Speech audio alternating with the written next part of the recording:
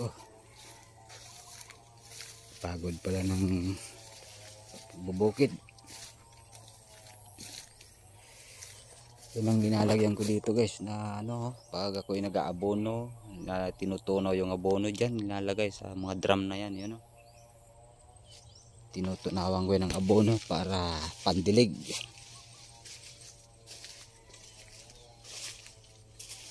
Ito maliit pang nyug oh. Grabe ng damo rito. Kaya ngayon naglilinis tayo ngayon ng ito, yung mga drum. May sarili rin ako rito guys na tubig, kaya hindi ka mga problema sa pandilig. Yan, yan. May hose pa dyan no? Drum. Ito yung guys yung sinasabi ko na pangpatay sa damo. Yan, pampatay sa damo yan, yung demolition.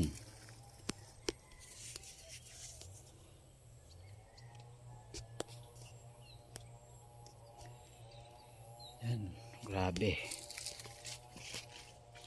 Lawak oh. Lawak yan guys. Kaya ang dami ng damo. Ngayon nagpapalinis na ako dito. Kaya medyo nagkadilaw-dilaw na yung mga damo. Ni-spray na ng pangpatay sa damo.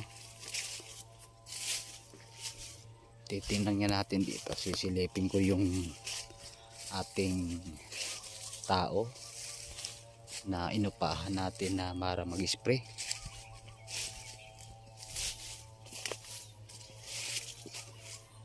Ayan o. Grabe na. Dami talaga.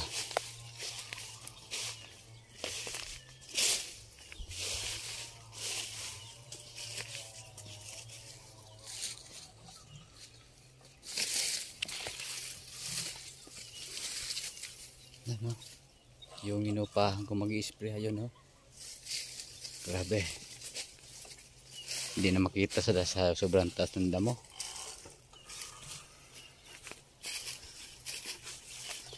Shout out kayo dyan.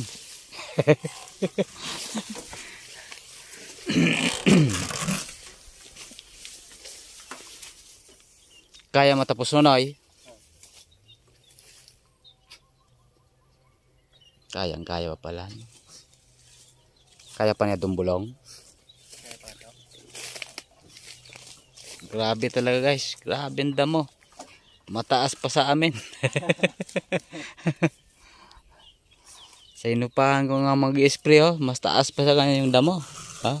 Grabe. Talaga guys. Kita nyo talagang damo rito.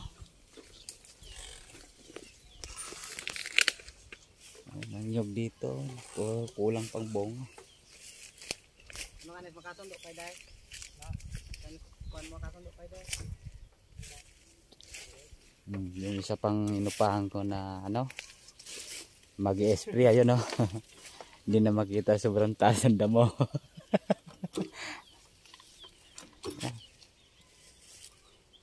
Nako, grabe talaga dito guys, ang damo.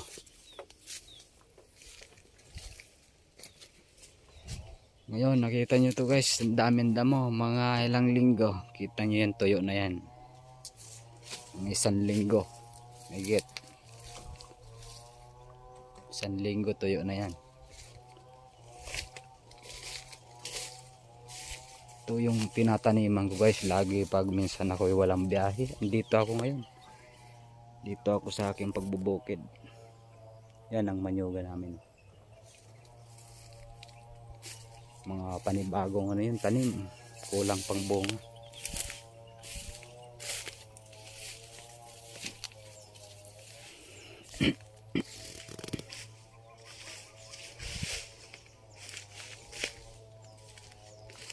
Ito nga yung kawayan no? Dami, parang tinitirahan ng hahas dyan sa puno. Yan yung kawayan dito, pang tulo sa kamatis. Yan yung manyuga no. Medyo nagbubunga na rin. Kaya siguro mga 2 taon pa marami na makukuha to kasi marami ng bago yan, oh. Sisimula na.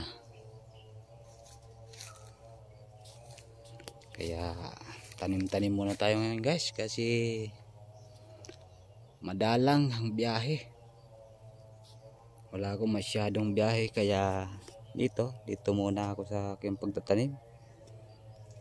Ito linagyan namin ng daanan para makadaan yung inupahan ko na mag-spray para mapatay yung damo. Yan, tinabasan to. Kasi pag hindi mo tinabasan ako, napakataas ang damo talaga guys, oh. Grabe.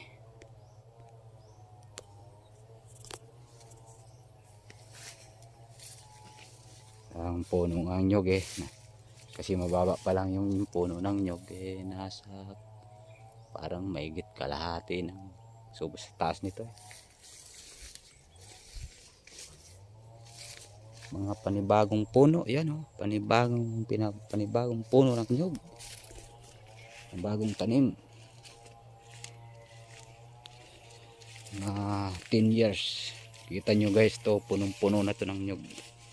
Hindi nyo na to makikita na, oh, wala nang puro to puno ng nyog. 10 years puno na to. Ayan, ito nga, mga 5 taon pa, taas na rin yan.